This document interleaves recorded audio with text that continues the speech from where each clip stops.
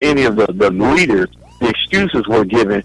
Well, it was on the 4th of July weekend, or it was too early.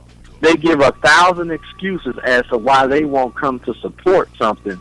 But you have to realize, when someone doesn't want to support something that's positive for the whole community, it's probably going against their backdoor dealing. And that's probably why they didn't come support you. So for people in the Midwest region, I've always let people in my region know, look, you don't have to do no dog and pony show to come to present anything to me. If you're friends with me on Facebook, or you're not friends, you can send me a message about anything that's going on. Anybody that should be recognized, I'm going to investigate the situation and see who should be what and when.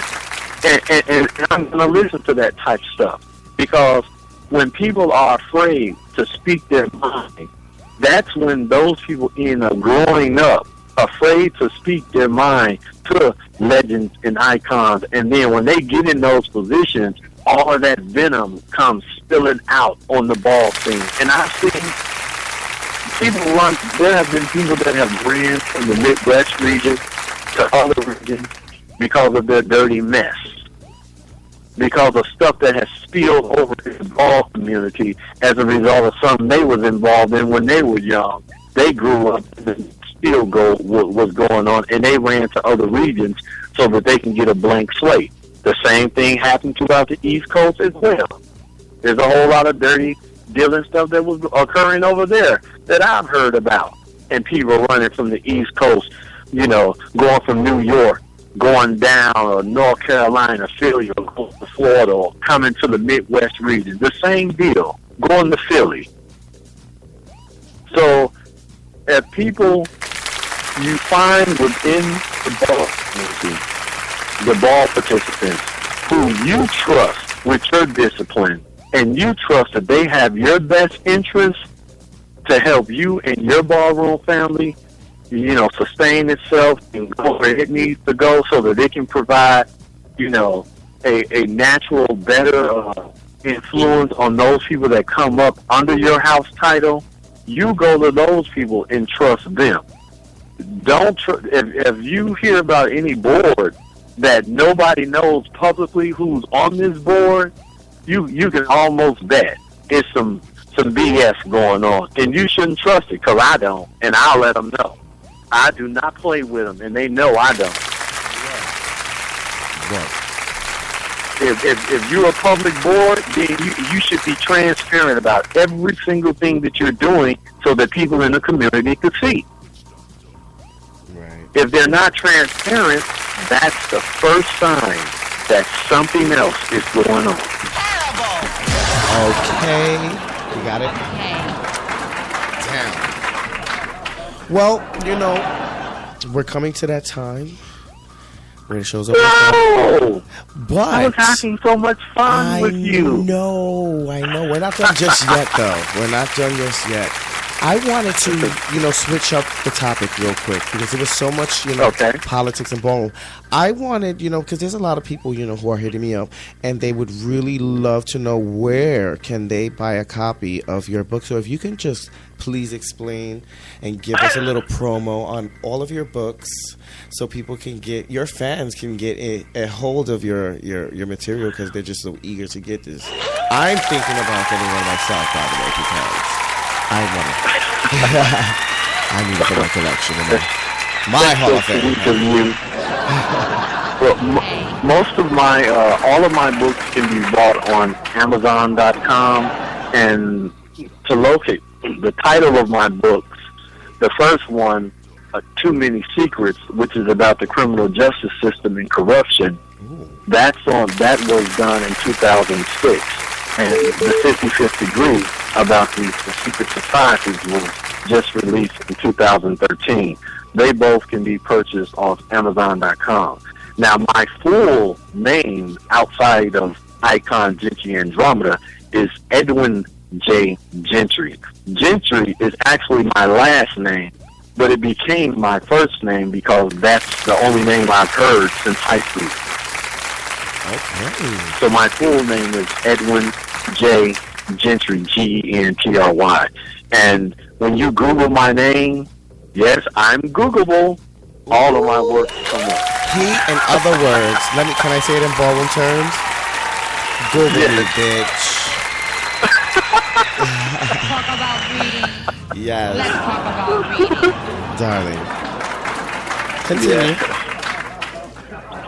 So those are the books that are out there now. The third book is just a revision of Too Many Secrets. The first Too Many Secrets, because I added material that I thought, based on my advisors, they wouldn't, readers wouldn't want to read that type of stuff. But then, that's why it's good they always say get two opinions. When I allowed another publishing company to read the entire novel, they said, "Oh no, this is much better right here," and then they accepted the second edition of the book. So It's Too Many Secrets, the revised edition. That's the one you want to get, and the 55th Degree. Now, the 55th Degree is based on historical events. There are a lot of historical information in the book that if you Google it, it'll pop up. It's based on the concept of secret societies hiding the secret passage that allegedly Jesus used to open up a fissure into heaven. And it was reported that this secret passage was located in two books that nobody knew where they were for many years. One happens to be this book called the Saki Granak.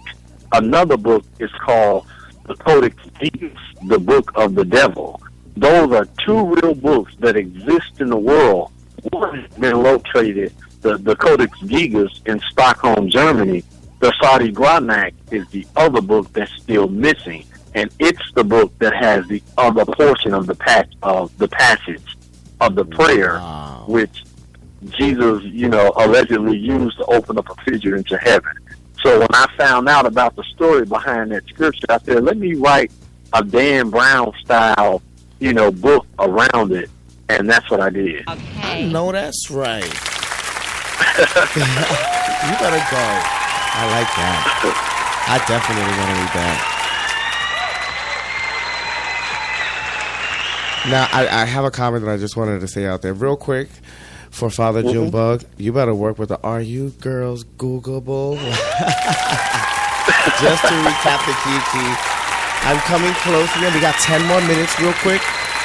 What do you have to say, to the kids of the new generation who are just beginning to learn about ballroom scene and are coming into the ballroom scene? Can you give them some advice? About kids? Okay, for kids that are just coming into the ball scene, if there's anything that I can give you out of all that I just said for these hours, it would be for you to be mindful as to the people you call your parents. Because when you call someone your house parent and you give them your discipline, which is your obedience, and that person misuses it, you have to have enough strength within yourself to say that, you know what, these people aren't for me. And the reason that I say that to you is because over the years, I've seen a lot of ballroom kids give their total allegiance to parents that really cared absolutely nothing about the people that was under them, and some of those kids are in jail today. So if I were to give any type of advice, it would be to know who your ballroom parents are. And once you know who they truly are, you'll make better decisions in your own life. All right. Beautiful. One quick topic, real quick. All this trans killing and these trans murders and the murders and killings in the LGBT community. You have any words? Oh, yeah. I mean, that has always been going on. We've always had that problem in the communities. But also, you got to also understand that there are a lot of the kids, bald kids, LGBT kids, who they think that they can convince anybody straight to engage in activities with them, and when those people discover that they're actually a man and not a woman, and they snap, that's wrong for people to do stuff like that. But at the same time, that's not going to always be the excuse for people who say that I snapped because I discovered he was a man. Because in some cases, they already knew that, and that has become the double-edged sword that we as a community now have to deal with, people using that as an excuse as to why they gay bash, a child. Wow. So we have to be mindful of that. So the boys try it. They want to They want to try a transgender, and then when it goes down sour, they want to, hurt. Right. They want to use the I didn't know excuse. You knew. Yes, it's a cover up, darling. You knew. In some cases, they knew. But on the other side, in some cases, they don't know. And kids got to be mindful of that. You really messing with a whole lot of psychological parameters when you do something like that to people, and you do yourself, greater service by just letting them know when you sense that they're getting to know you or they're getting to come on to you, just let them know the real deal. And if they don't want to be around you anymore, then you spared yourself and them the heartache. But a lot of times, because they've already, they've become accustomed to you, they may still decide just to be your friend. And being friends is just as good. Don't try the trickery stuff, because there were a lot of kids in Chicago that ended up, sad to say, murdered as a result of just that. Okay, scandals.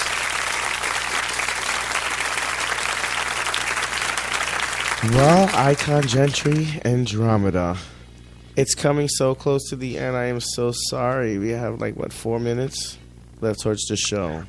But I definitely want to let you know that we appreciate you, we love you, and we want to thank you, and we are honored that you came on the show and supported and spoke on your opinions based upon, some of the things that are affecting the ballroom scene community. This is one of the first times we had a show like this. I know everyone's used to the whole intro and the outro, but I had a little computer conflama. So does everybody else. Not my fault. That's Mr. Microsoft's fault. But since he can't get his product perfect, we can't get our show that perfect yet. But you know what? We'll be right back next time. Same time, same place on ballroomsceneradio.com.